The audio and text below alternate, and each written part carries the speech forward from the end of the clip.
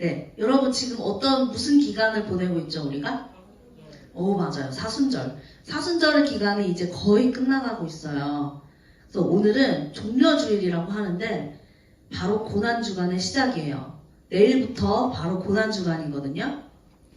예수님께서 이스라엘 전역을 돌아다니면서 복음을 전하고 기적을 보이신 후에 예루살렘으로 입성을 하십니다. 오늘이 그 날이에요. 예수님은 예루살렘에 들어가기 전에 와서 제자 2명을 보내시면서 아무도 타지 않은 나귀 새끼 한 마리를 끌어오라 이렇게 말씀하셨습니다. 만일 누가 너희에게 왜 이렇게 나귀 새끼를 끌고 가느냐 물어보거든 주가 쓰시겠다 이렇게 말하라. 그러면 즉시 이리로 보내줄 것이다 이렇게 말씀하셨어요. 제자들이 가서 보니까 진짜 나귀 새끼가 문 앞에 거리에 진짜 매여져 있는 거예요. 그래서 제자들은 나귀를 끌고 예수님께 갑니다. 나귀 새끼 등에 자기들의 옷을 이렇게 펼쳐드리고요. 예수님은 그 위에 올라 앉으시고 예루살렘으로 입성하십니다.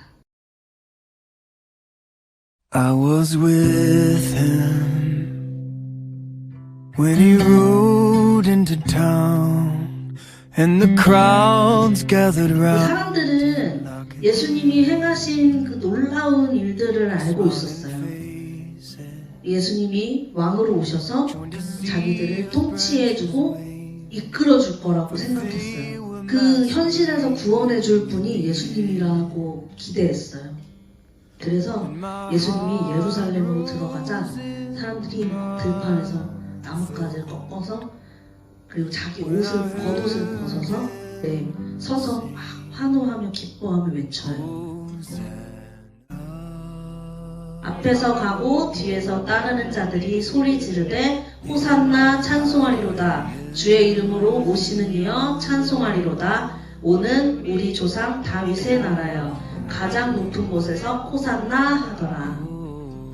종려나무 가지를 가지고 맞으러 나가 이르되 호산나 찬송하리로다. 주의 이름으로 오시는 이 곧 이스라엘의 왕이시여 하더라. 호산나는 우리를 구원하소서라는 뜻이에요. 뭐라고요? 우리를 구원하소서. 지금 이스라엘 민족의 현실은 암담해요. 우리의 일제 치하처럼 일제 식민지 때처럼 로마의 식민지를 겪고 있고 많은 수탈과 많은 그런 불공평을 당하면서 지금 살고 있는 지경이에요. 그래서 여기서 해방되고 싶어 했고 그 해방을 누리게 해줄 사람이 예수님이라고 굳게 믿었거든요. 그래서 우리를 구원하소서 호산나 호산나 외친 거예요. 또 주의 이름으로 오시는 이여 라고 그렇게 외치고 있어요. 이스라엘 백성은 예수님을 왕으로 인정하고 환영했어요. 종려가지를 막 흔들면서요. 이 의미가 승리라는 의미래요. 이 종려나무 의미가. 성경책에 써있거든요. 승리의 입성. 예수님께서 승리의 입성을 하셨다. 그래서 종려나무 가지를 막 흔들면서 아까 영상에서도 막 사람들이 손에 들고 이렇게 흔들죠? 종려나무 가지예요. 막 우리를 로마에게서 해방시켜줄 승리하신 예수님을 아주 열렬하게 환영하고 기뻐하고 찬양하고 거리 곳곳에만 울려 퍼지고요. 예수님이 가는 그 예루살렘 성 안에 지나갈 때마다 막 사람들이 따라다니면서 정말 딱 그 순간만큼은 예수님을 정말 우리의 왕처럼 정말 왕이 오셨다 이런 것처럼 막 환호하고 막 그래요. 예수님께서 예루살렘에 입성하신 이 이야기는 우리에게 2가지 교훈이 있어요. 첫 번째, 예수님은 우리와 함께 하시는 겸손한 왕이시다. 네. 예수님의 어떤 부분이 겸손하다는 걸까요? 왜 하필 예수님은 나귀를 타고 오신 걸까요? 그것도 새끼 나귀, 흠없는 새끼 나귀를 굳이. 예루살렘에는 6월절을 지키러 수많은 사람들이 모여 있었어요. 어차피 그렇게 들어가실 거면 좀 멋들어지게 하얀 백마라도 타든가, 그쵸? 화려하게 마차 같은 거 치장해가지고 이렇게 딱 타고 개선장군처럼 쫙 이렇게 들어가면 얼마나 멋있고 폼나요. 전쟁에서 승리해서 딱 개선가를 부르면서 딱 들어올 때 백성들이 막 환호하고 화려하게 막 퍼레이드하고 막 이렇게 지나갈 수도 있잖아요. 예수님은 그래도 되는 분이신 게 되게 많은 이적을 행하시고 병도 고치고 귀신을 내쫓고 이런 그런 소문이 파다하게 퍼져 있었기 때문에 예수님은 이미 이스라엘 전역에서 셀럽이에요. 유명한 셀럽이었어요.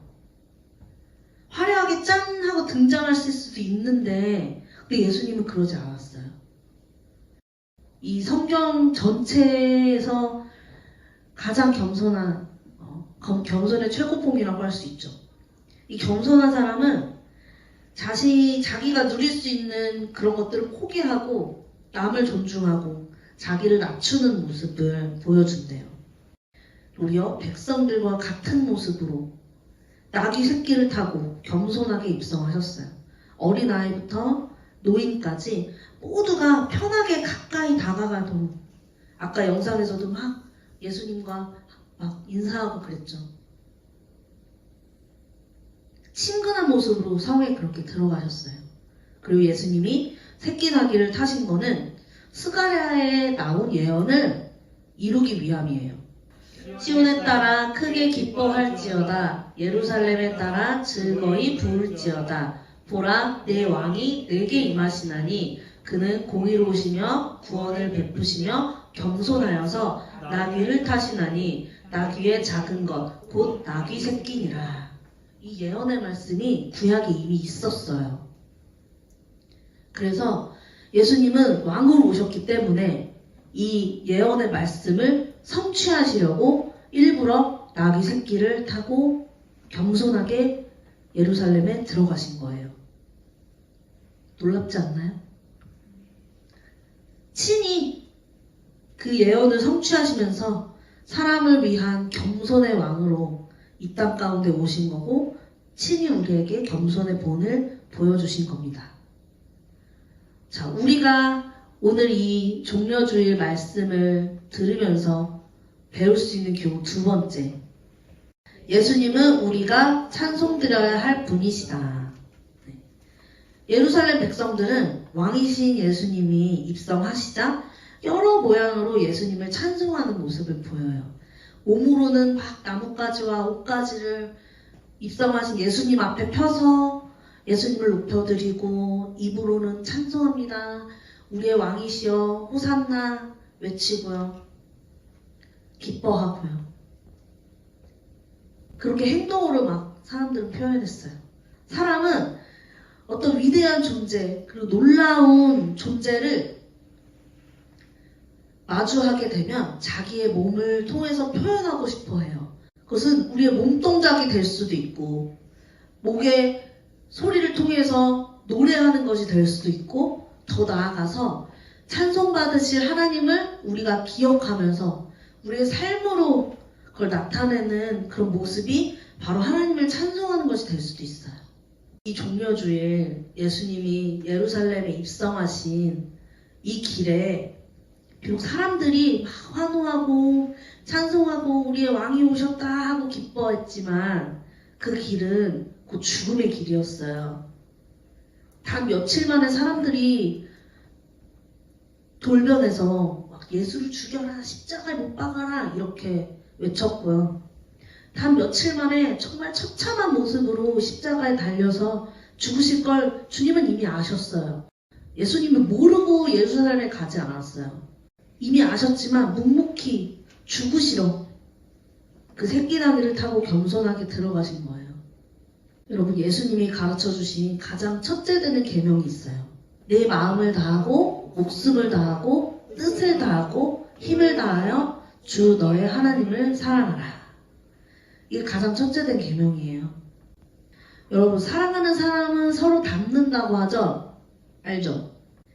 예수님은 하나님의 본체시고 왕이시지만 우리와 똑같은 모습으로 우리에게 오셨어요. 사람으로 오셨어요. 그리고 겸손한 모습으로 우리를 섬기시고 우리를 사랑하셨어요. 우리가 예수님을 사랑한다면 예수님과 같이 우리도 그 모습을 닮아가야 돼요. 예수님과 같이 사람을 사랑하고 아끼고 섬겨주고 그렇게 살아야 돼요.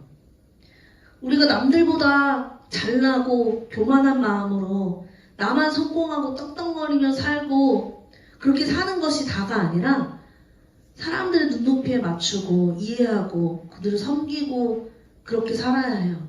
어렵지만. 그리고 예수님을 사랑한다면 당연히 우린 예수님이 좋기 때문에 예수님이 너무 좋아서 우리의 몸과 마음으로 그 사랑을 표현해야 되죠. 예배 가운데 주님을 찬양해야죠. 예수님을 사랑한다면 우리 남원부에서 예배하며 찬양할 때 여러 가사들이 나올 때 그가랑 아무런 상관이 없고 의미가 없다고 느낄 수가 없어요. 우리가 예수님을 사랑한다면 찬양이 우리의 고백이 되고 진심이 돼서 그 사랑을 우리가 표현해야 하는 거예요. 예루살렘 백성들이 종려나무 가지를 흔들면서 호산나 외치면서 주님을 찬송했던 것처럼 우리의 입에서 찬양이 끊이지 않아야 하고 우리의 삶을 예수님께 찬양으로 드리기 위해서 노력해야 해요. 우리가 살아가는 그 모든 순간순간마다 하나님을 향한 그 찬송의 그런 몸짓이 끊이지 않길 소망합니다. 할렐루야. 네. 우리가 예수님을 조금이라도 닮은 그런 겸손한 모습으로 살아갈 때 하나님의 온전한 기쁨, 온전한 그 은혜들을 누리시길 소망합니다. 아멘.